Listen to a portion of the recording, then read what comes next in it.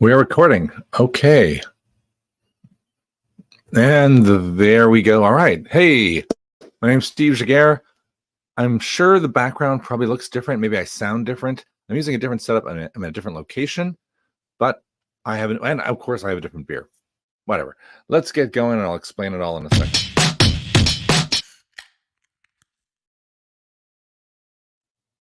Alrighty. I kind of do hope this is working because it is so different than what I would normally do. This is actually because the internet where I am, by the way, I am in an eco pod. I don't know if I can show you. Maybe I sort of can do this without breaking everything, but I'm in this weird little all-in-one kind of very tiny pod up near Edinburgh. I did not anticipate there being a storm Babette happening when I booked this little getaway for myself. I was going to be in the woods, hanging out with animals. I was going to play some disc golf in a woods just over there.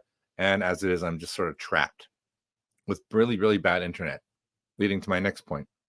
I am using StreamYard to record this, and then I will hopefully locally, and then shoot out the recording as soon as it uploads. I will book something so I can be online during the broadcast to chat, but I am not the one saying this right now. I said this like an hour ago, something like that, if it works. Just so that because there's no way I can stream from here. Like the internet is awful. Getting to it, the beer I will be reviewing and I'm recording right now is Fell Over Summit, a Mountain IPA that I picked up in a on my way up here. I was going to come up. I got supplies. I went to ASDA, which I don't normally shop at ASDA, and they had a whole bunch of new craft beers that I've never. I almost said craft beers, the craft beers that I never had before, and this was one of them. And I've always been a fan of the concept of a Mountain IPA, which, if you're unfamiliar, is like a midlife crisis of a beer where it's not a West Coast IPA, so it's not just leveraging all sorts of bitters that often make a lot of people a bit squeamish, or nor is it a juice bomb, hazy New England IPA. It's something in the middle, which I think, as the love child of both West and East, some of the ones I've had have been some of my favorites. I've had some bad ones, but given this is a supermarket Mountain IPA, I kind of hope it's really good because these are cheap, right? These are like sometimes you get 4 for the price of 3, which means that in the end it comes down to about £3.25 for a beer, and for me that's pretty good. So let's pop this open. I don't know if it actually says anything about what they did to make it. Do they have any extra details? No, it's 6.5%. There's no, I wish they would put the hops on here, but oh well, I would mark them down on packaging because they haven't done that. So in a glass. Now, you would think you would get something not quite clear, not quite hazy. It looks pretty clear though. Very light too. I mean, I'm not trying to rush this into the glass, but it's pretty foamy. So it's popping in terms of the carbonation for sure. It's being defended by the head. Let's just try and get past that a little bit. Maybe smell out of the can too. So it's not super malty. So I'm not getting that cereal. I'm not getting that sweetness.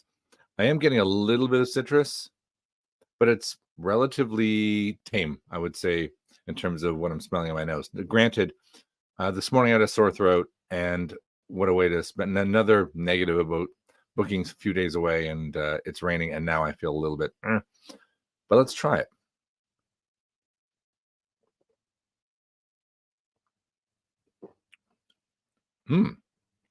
Oh, it's got a West Coast hit right away. I like that. Yeah, it tastes a little like a Citra-y Chinook kind of, but there's something else in there. Something with a slight funk. I almost want to say like Idaho 7 or something, that would add up, right? That's right from in the middle. That would make it very mountainy. And there is something with a bit of stone fruit in there. Not like woof, like Azaka would give it, but a little lighter, but not straight up lemon. One more sip.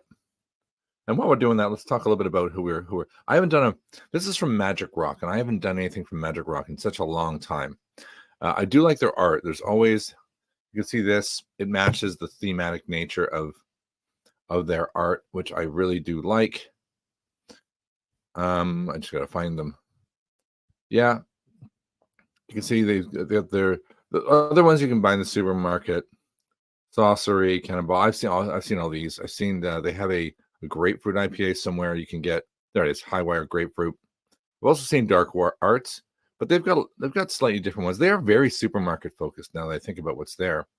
They were established in 2011, and they're up in Huddersfield, near Leeds. So again, great beer coming from the north. I don't think they've got this in the shop, which really does establish it as a supermarket beer. If you like those things, and I am a lot of them grow on me. Take one more sip of this.